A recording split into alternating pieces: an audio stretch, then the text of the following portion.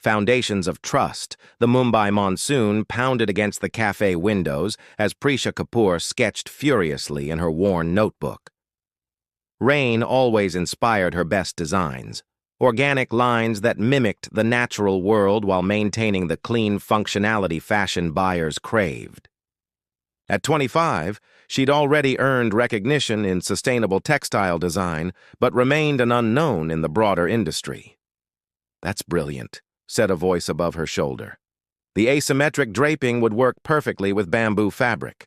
Prisha looked up to see a tall man with intelligent eyes studying her sketch. "I'm sorry, do I know you?" "Not yet," he smiled, extending his hand. "Vikram Desai. I just got back from a sustainability conference in Singapore. Your bamboo textile research was referenced multiple times."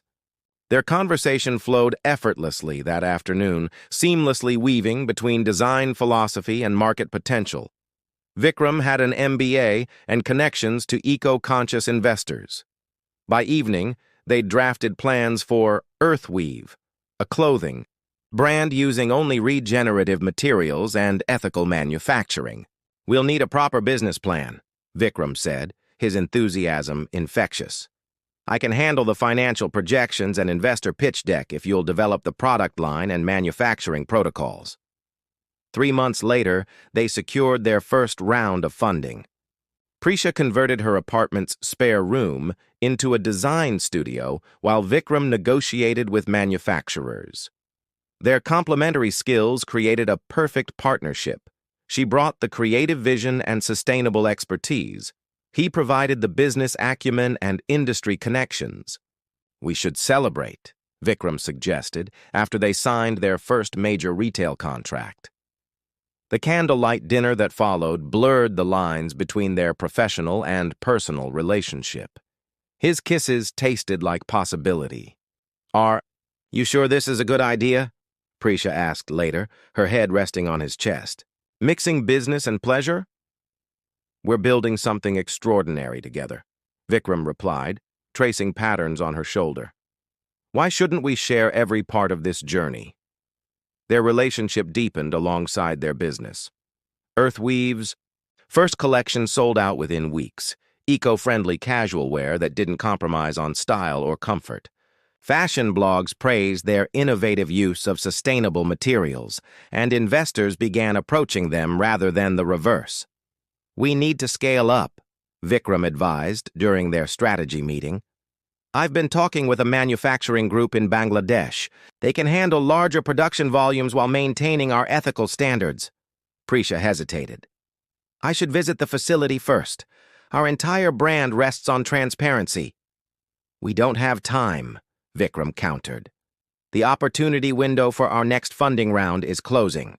Trust me on this. I've vetted them thoroughly." Against her better judgment, Prisha conceded. She trusted Vikram, both as her business partner and partner in life. Their second collection launched with 3 times the inventory of the first, and celebrities began wearing Earthweave to environmental galas. As the company grew, so did Vikram's responsibilities. He handled more investor meetings alone, explaining that Prisha's time was better spent on design and product development. She found herself increasingly isolated from financial decisions, but rationalized it as efficient division of labor. On their 1-year anniversary, Vikram presented her with a delicate necklace, a small golden leaf that represented their shared vision. "To growth," he toasted, champagne reflecting candlelight.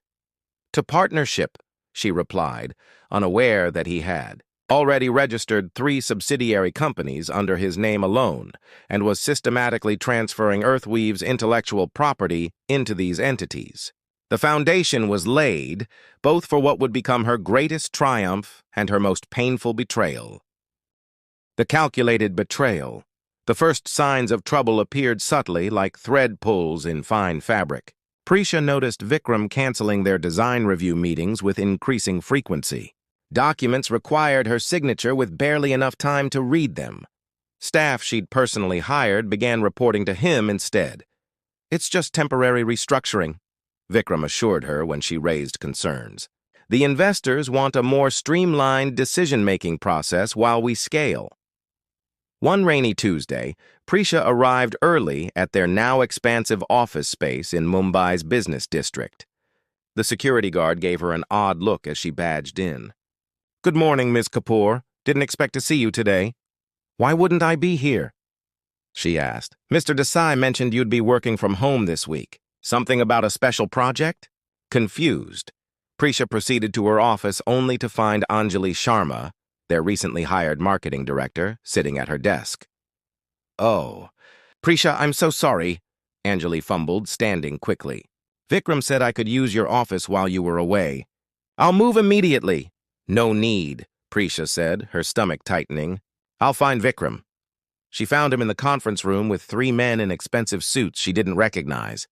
Through the glass walls, she saw elaborate presentation slides displaying Earthweave's growth trajectory, manufacturing capabilities, and, most alarmingly, a reorganized leadership structure with Vikram at the top and her name relegated to design consultant. When the meeting ended, she confronted him in his office, sliding the presentation printout across his desk. "Care to explain why I've been demoted in my own company?" Vikram's expression shifted from surprise to calculated calm. "You misunderstand. The investors needed clarity on operational hierarchy. Nothing's changing in practice. Then why wasn't I invited to this meeting? Or informed about it at all? You've made it clear you prefer focusing on creative work rather than investor relations. I was respecting that preference." The conversation spiraled as Prisha pressed for answers, and Vikram deflected with practiced ease. Each explanation revealed another layer of deception, contracts she hadn't seen, decisions made without her input, partnerships formed without her knowledge. "I need to see the company registration documents," she finally demanded. "All of them." "Why don't we discuss this at home?" Vikram suggested, his tone softening. "This isn't productive in a professional setting." But Prisha had already texted Deepak, their lead developer and her longtime friend.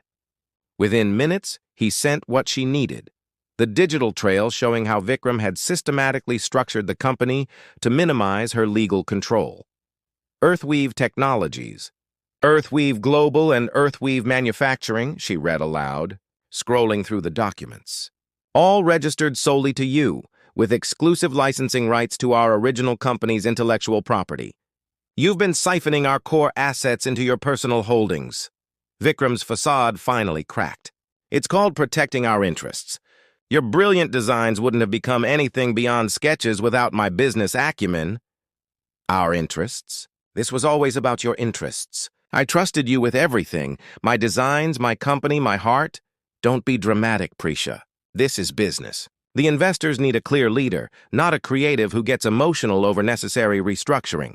Necessary? Her voice rose despite her efforts to remain composed. Was it necessary to hide documentation? To lie about meetings? To systematically cut me out of decisions while I worked 18-hour days to deliver collections that built this brand? "You're excellent at what you do," Vikram said, his tone patronizing. "But let's be realistic. You're the creative talent, not the business mind. The investors respond to me, not you." In that moment, everything crystallized for Prisha. The late nights reviewing contracts together had been strategic, keeping her focused on minor details while missing the structural betrayal.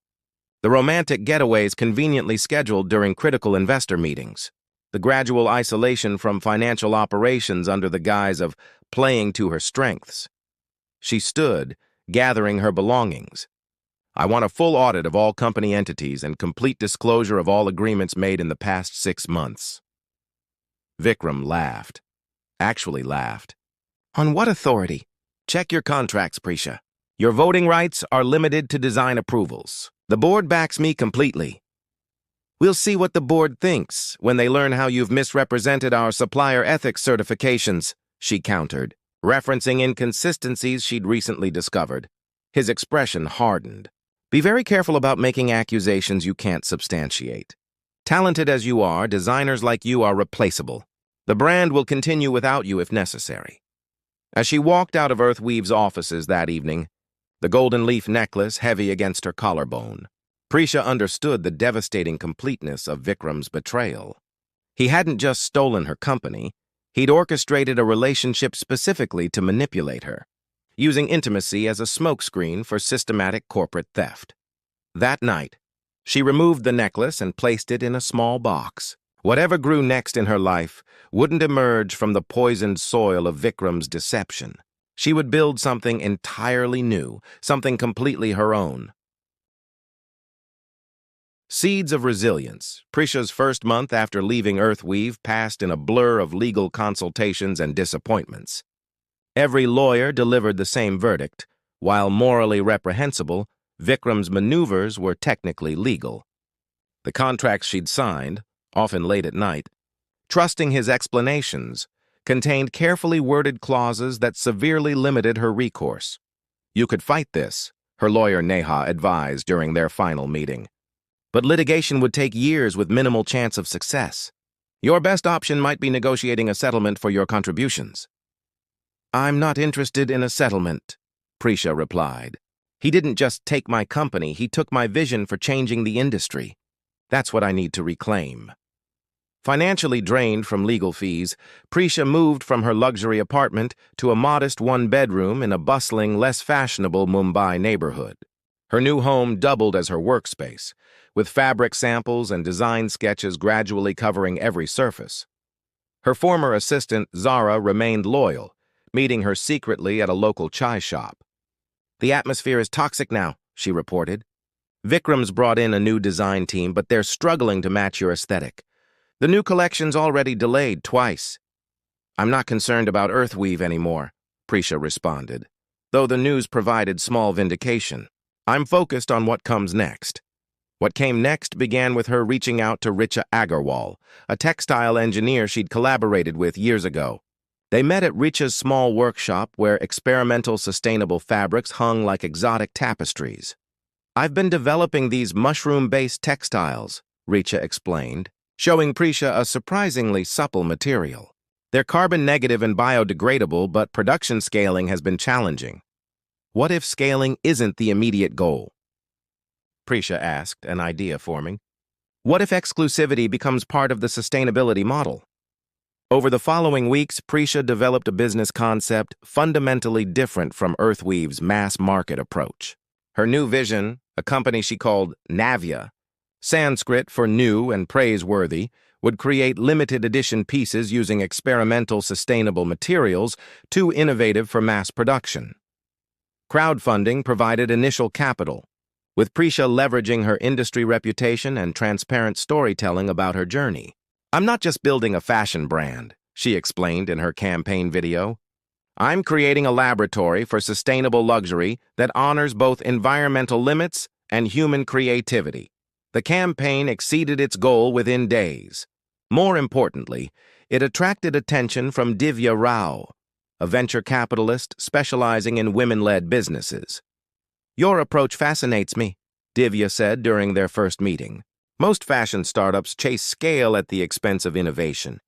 You're proposing the opposite, depth over breadth. Fast fashion and even mainstream sustainable brands are still overproducing, Prisha explained. Navya will create fewer pieces that last longer, both physically and stylistically, while advancing material science. And your former partner? Any concerns about competition or intellectual property? Prisha smiled confidently. Everything I'm developing now is fundamentally different from my previous work. Navya isn't competing with Earthweave. It's rendering their model obsolete. With Divya's investment secured, Prisha assembled a small hand-picked team. Instead of a traditional hierarchy, she structured Navya as a collaborative with profit-sharing mechanisms. Each team member signed explicit co-creation agreements that protected both individual contributions and the company's collective assets. I've learned the hard way about ownership structures, Prisha told her team during their first official meeting. Every person here will have proper recognition and protection for their contributions. Navya's first collection consisted of just 12 pieces, architectural, innovative garments using Richa's mushroom leather, recycled metals, and textiles created from agricultural waste. Rather than pursuing traditional retail channels, Prisha organized an immersive exhibition where each piece told a story about sustainability and ethical production. Fashion editors, initially skeptical, found themselves captivated by both the designs and Prisha's transparent approach to building her new venture. Vogue India featured Navya in a spread titled Phoenix Rising: Fashion's Sustainable Future. The article didn't mention Vikram or Earthweave directly, but industry insiders recognized the subtext in Prisha's quoted philosophy. True sustainability isn't just about materials, it's about sustainable business practices, sustainable relationships, and sustainable power structures. 6 months after leaving Earthweave, Prisha received an email from Vikram. The subject line read potential collaboration. She deleted it without reading further. Her focus remained firmly on growing the seed she'd planted in fertile new soil she owned completely. Empire in Bloom 3. Years after Navya's founding, Prisha stood in their headquarters, a renovated textile mill transformed into a light-filled creative campus. What had begun as a small, exclusive fashion laboratory had evolved into a revolutionary business ecosystem employing over 200 people across design, research, and production. "The Singapore Sovereign Wealth Fund's representatives are here," announced Jayesh, Navya's operations director. "They're early." "Good," Prisha smiled. "More time to show them around before the presentation." The investment meeting represented a pivotal moment. If successful, the funding would enable Navya's expansion into a global network of micro-manufacturing hubs, small, efficient production facilities located near their markets to minimize carbon footprint while creating local jobs. As she guided the investors through the facility, Prisha reflected on Navya's unconventional growth trajectory. Rather than chasing rapid expansion, they had focused on developing proprietary, sustainable materials and revolutionary production processes. Their limited edition collections consistently sold out, creating a wait list of clients ranging from environmentally conscious celebrities to royal families. "This is our materials innovation lab," Prisha explained, introducing the investors to Navya's scientists. "We've developed 17 patent-pending processes for creating luxury-grade textiles from agricultural waste, invasive water plants, and regeneratively grown fibers." Dr. Rajan Verma, their lead researcher, demonstrated their newest development, a silk-like material created from carbon captured from industrial emissions. "We're literally turning pollution into beauty," he explained, draping the luminous fabric for the visitors. Unlike Earthweave's approach of licensing existing sustainable materials, Navya owned its entire supply chain innovation. This vertical integration had transformed the company from a fashion brand into a materials technology leader that happened to express its innovations through clothing. Your business model documentation mentioned something called radical transparency, noted Li Wei, the lead investor. "Could you elaborate?" Prisha guided the group to a large touchscreen wall. Every Navya product contains this QR code. When scanned, customers access the entire creation journey: who designed it, who made it, where each material originated, the environmental impact metrics, and even the financial model, showing fair compensation throughout our supply chain. The transparency approach had initially shocked the industry, but quickly became Navya's strongest competitive advantage. Consumers increasingly demanded the level of accountability that Prisha had made standard. After the tour, Prisha delivered a presentation outlining Navya's vision for the next decade, a complete reimagining of how luxury fashion functioned in harmony with planetary boundaries and social justice. "We're not interested in disrupting the fashion industry," she concluded. "We're interested in healing it." The investment deal closed the following week, the largest sustainability-focused fashion investment in history. Industry publications announced Navya's expansion plans, with headlines like "Fashion's Conscious Revolution Finds Its Leader" and "Kapoor's Navya." From startup to global phenomenon. While overseeing preparations for their Paris exhibition, Prisha received a message from Zara, her former assistant who now served as Navya's creative director. "You should see this," she said, handing Prisha her tablet open to a financial news site. The headline read, "Earthweave Faces Bankruptcy Amid Sustainability. Credential Scandal and Leadership Exodus." The article detailed how Vikram's company had been exposed for misrepresenting its environmental, Impact data and ethical manufacturing claims, precisely the issues Prisha had identified before her departure. Major retailers were pulling Earthweave products from shelves, and investors were initiating fraud investigations. "Are you going to read the whole thing?" Zara asked. Prisha handed the tablet back. "No need.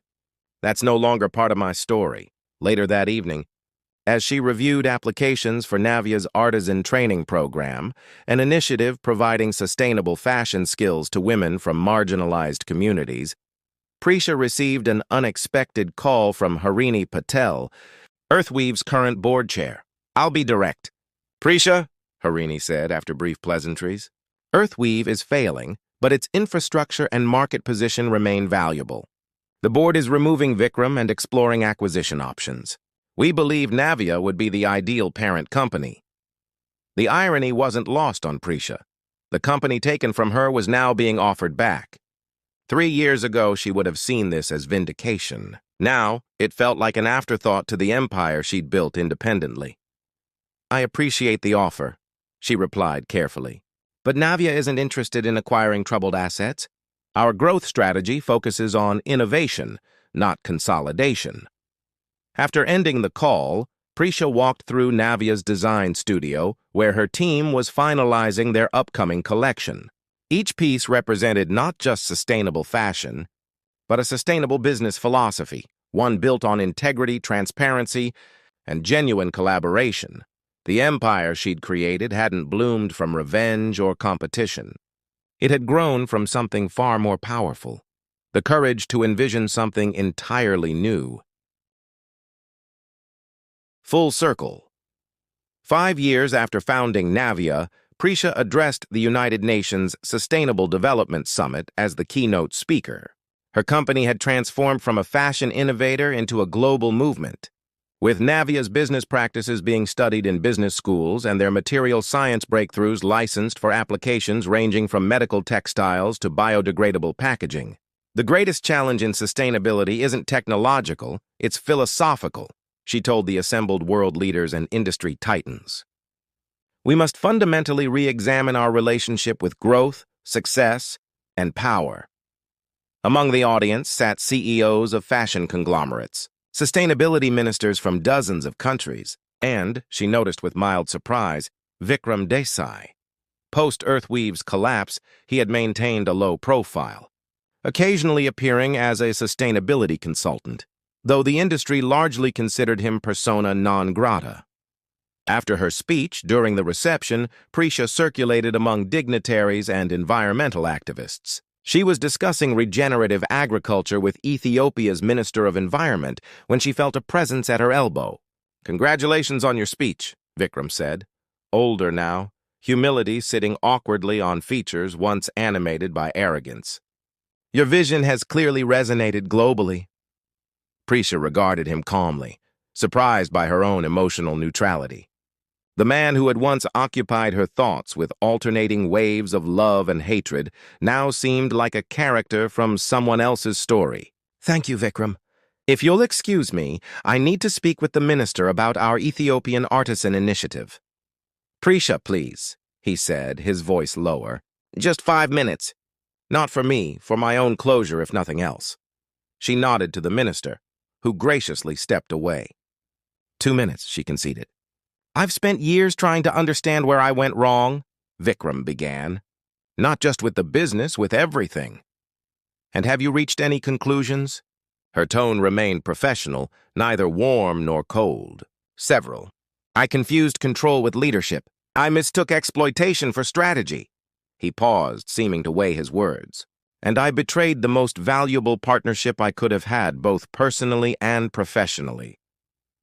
Prisha studied him, recognizing genuine regret alongside what appeared to be a rehearsed speech. "What exactly are you looking for from this conversation, Vikram?" "Honestly, I don't know. Forgiveness seems presumptuous. A second chance impossible. Perhaps just acknowledgement that I recognize the magnitude of my mistakes." "Consider them acknowledged," she replied simply. "I've started a small nonprofit focused on corporate ethics training," he continued, "using my own failures as a case study. It's not much compared to what you've built, but it feels like the right path." Something in his humility felt authentic, though Prisha remained guarded. That sounds potentially valuable. The business world certainly needs more ethical leadership. An uncomfortable silence stretched between them. Two people who had once shared everything now connected only by a complicated history. "Your Navia model," Vikram finally said. "The distributed ownership structure and transparency protocols, it's revolutionary. Even if you'd remained at Earthweave, I doubt I would have had the vision to create something so transformative." "We'll never know," Prisha replied. "But you're right about one thing. Navia couldn't have existed without my complete independence. Sometimes our greatest innovations emerge only after complete separation from previous constraints." She checked her watch. "My 2 minutes are up. I wish you well with your non-profit work, Vikram." As she walked away, Prisha felt a subtle shift. Not forgiveness exactly, but a final release from the emotional weight of their history. Her success hadn't come from opposing Vikram's model or proving him wrong. It had come from transcending that paradigm entirely to create something authentically her own. Later that evening, in her hotel suite overlooking the Manhattan skyline, Prisha reviewed acquisition proposals for a regenerative cotton collective in Tanzania while video conferencing with her executive team. "The UN has invited us to lead their sustainable fashion initiative," reported Tanvi, Navia's chief impact officer. "They want to implement our transparency protocols as a global standard." "Let's discuss it next week when I'm back," Prisha replied. "I want to ensure we maintain our independence while collaborating effectively." After the call ended, she stepped onto the balcony, breathing in the cool night air. In her pocket, she felt the small wooden token she'd carried since Navia's founding, a gift from her father inscribed with a Sanskrit proverb. "The strongest trees grow not in spite of the storm, but because of it." The betrayal that once defined her story had become merely a chapter in it, significant but no longer defining. What defined her now was what she had built afterward, a company that proved business could be simultaneously profitable, sustainable, and deeply ethical. The following morning, before departing for the airport, Prisha received a package at her hotel. Inside was a small golden leaf necklace with a note. "This always belonged to you, V." Prisha contemplated the necklace briefly before placing it in the hotel charity donation box alongside a generous check. Some artifacts of the past served no purpose in the future she was creating. As her car navigated through morning traffic toward JFK, Prisha reviewed Navia's upcoming initiatives: a regenerative farming collective supporting thousands of families, biodegradable packaging technology that could eliminate millions of tons of plastic waste, an apprenticeship program providing sustainable fashion careers for refugees. Her phone chimed with an incoming message. The World Economic Forum was announcing Navia as the recipient of their annual Responsible Business Leadership Award. The press release quoted their selection committee. "Prisha Kapoor has redefined success in global business by demonstrating that ethical leadership and ecological responsibility create stronger, more resilient companies than traditional profit-maximizing models." Prisha smiled, thinking about how far she had traveled from that rainy day in Mumbai when she'd sketched designs in a cafe notebook. The betrayal that had once seemed like an ending had instead been the beginning of something far more significant than she could have imagined. The golden leaf of her past had decomposed into soil, nourishing the forest of her future.